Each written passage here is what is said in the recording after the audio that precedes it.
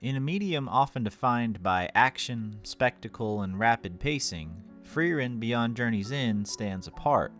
It's a story that begins where most others end, after the grand adventure, after the Demon King is defeated, and after the heroes return home. By starting its narrative at the end, Frieren invites us to question the very nature of story arcs and challenges our expectations of when a journey truly begins. What follows isn't just a tale of new battles, but of reflection, memory, and the slow, quiet passage of time. If you boil it down, Frieren is an embodiment on what it means to live a long life, and how time, more than any villain, shapes who we become. Through its masterful use of flashbacks and emotional storytelling, the series not only explores the weight of time, it redefines how time can be portrayed in anime. From the very first episode, Frieren establishes time as its central theme. The story follows Frieren, an elven mage who, after a decade-long journey with her hero companions, finds herself alone as they age and even pass away. For Frieren, who may very well live for thousands of years, a mere 10 years is just a blink. But for her companions, it was the journey of a lifetime. This disparity in perception becomes the emotional crux of the series. Though sometimes played up for comedy, Frieren's idea of time is a common point of contention in the show. Time isn't just a backdrop, it's the lens through which every moment is filtered. The show doesn't rush to tell a new story, instead, it lingers in the aftermath, asking what it means to truly understand the people we once walked beside, with that very endeavor becoming Frieren's driving force for the duration of the story. At its heart, Frieren asks a question few stories dare to ponder. How does one face mortality when your own life stretches far beyond that of any human? It never hands us a direct answer, instead it plants gentle philosophical seeds in every silent beat and lingering glance. We find ourselves wondering what it would feel like to watch friends age and pass on while our own years remain uncounted. And through Frieren's journey, the series transforms a fantasy story into a retrospective of our deepest fears about time and impermanence. One of the most powerful tools Frieren uses to explore this theme is the flashback. But unlike traditional flashbacks, which commonly serve to explore backstory or reveal hidden motivations, Frieren's flashbacks are often quiet, almost meditative. They often aren't triggered by dramatic events, but by small, seemingly mundane moments. A meal once shared, or a phrase once uttered between companions. These memories surface not only to advance the plot, but to deepen our understanding of Frieren's emotional journey. They aren't about what happened, but how it's remembered. And if there's one thing that Frieren does, it's remember. This approach transforms the flashback from a narrative device into an emotional anchor. Each memory reveals not just the past, but Frieren's evolving relationship with it. In the beginning, she recalls her companions with a kind of detached fondness, but as the series progresses, those memories begin to carry more and more weight. Himmel the hero becomes more vivid in death than perhaps he ever was in life. His kindness, his quiet wisdom, and his unwavering belief in others, these qualities echo through Frieren's memories, slowly reshaping her understanding of what it means to care for others, to grieve for those she's lost, and to grow as a person. Her emotional development allowing her to retroactively become closer to her former party, even in their absence. And as Frieren journeys with Fern and Stark, we begin to see how memory doesn't just haunt, it teaches. Her interactions with them are often shaped by echoes of the past. Where once she was distant, she now offers guidance. Where once she was silent, she now engages.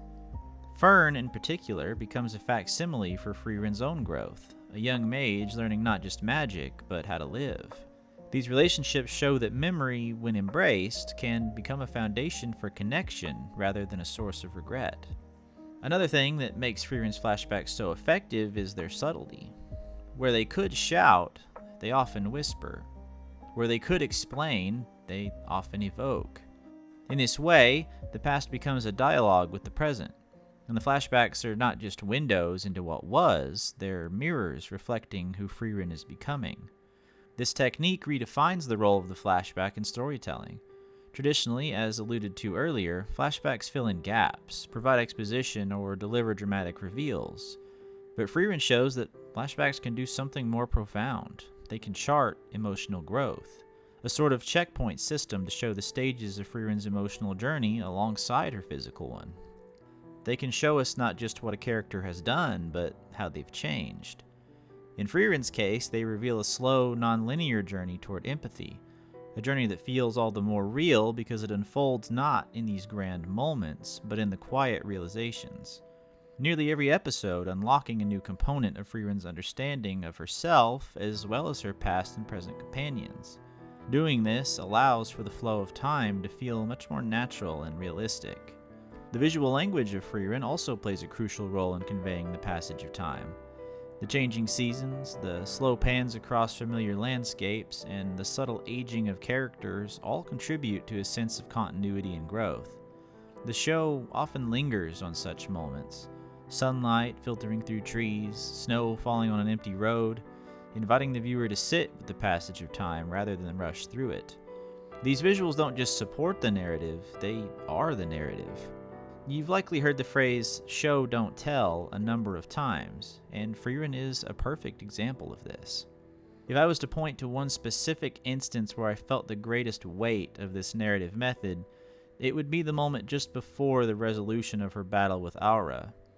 We see the moment that Himmel and the rest of the party of heroes meet Frieren for the first time.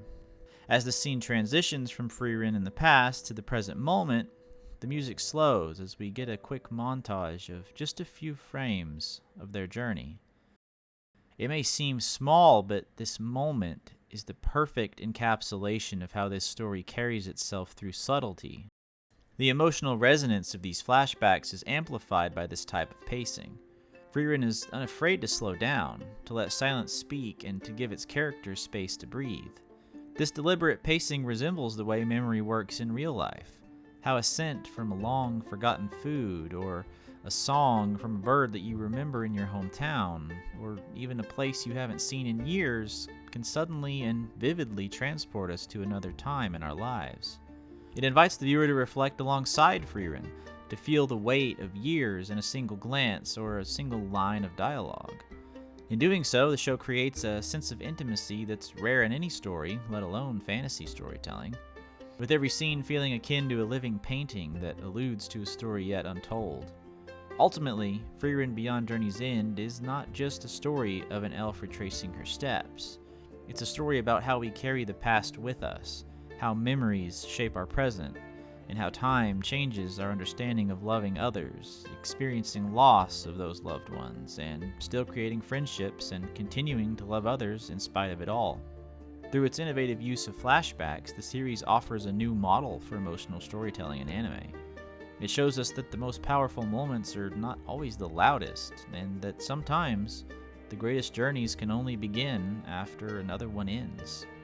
And with Frieren's breakout success, it suggests there's a growing appetite for these meditative fantasy stories, perhaps a counterpoint to the gold standard of high-octane shonen.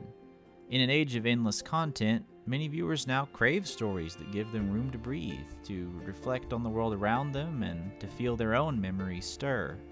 That resonance is what turns Frieren from a quiet underdog into a genre touchstone. Thank you all for humoring me in this adventure, and if you still haven't watched Frieren Beyond Journey's End, clear your schedule, grab a snack, maybe some tissues, and go on the journey.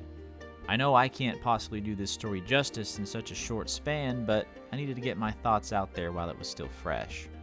And with Season 2 estimated for January of 2026, we won't have to wait long to continue the adventure. And if you enjoyed the video, I'd appreciate your like and maybe consider a sub for more videos like this down the line. And let me know what shows you want me to cover in the future as well. And with that said, I look forward to seeing you there, fellow anime lovers. Bye bye for now.